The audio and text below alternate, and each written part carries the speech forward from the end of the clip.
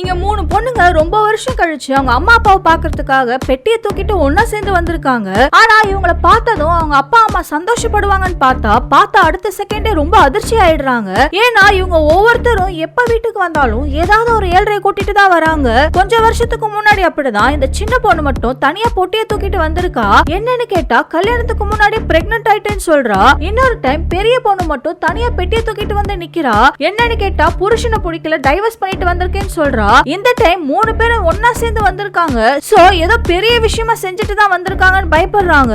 உள்ள வந்ததுமே இப்ப என்ன நடந்துச்சுன்னு சொல்லி அவங்க அம்மா கேள்வி மேல கேள்வி கேட்டுட்டு இருக்காங்க. ஆக்சுவலா அவங்க அம்மா பயந்த மாதிரியே நடு பொண்ணு ஒரு பெரிய ஏஜென்சில ஒரு போட்டோகிராஃபரா வேலை பார்த்துட்டு இருக்கா.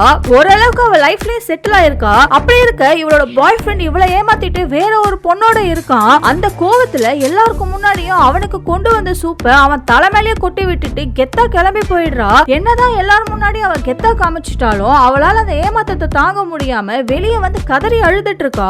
ஆக்சுவலா இவ கூடவே வேலை பார்த்துட்டு இருக்க இவளோட அசிஸ்டன்ட்டுக்கு இவ மேல கொஞ்சம் பொறாம வந்துருது. சோ திறமைய வச்சு அவ கூட மோத முடியாம இவளோட பாய் ஃப்ரெண்ட் அவ கைக்குள்ள போட்டு வச்சுட்டு அவளை பழி வாங்கிடுறா.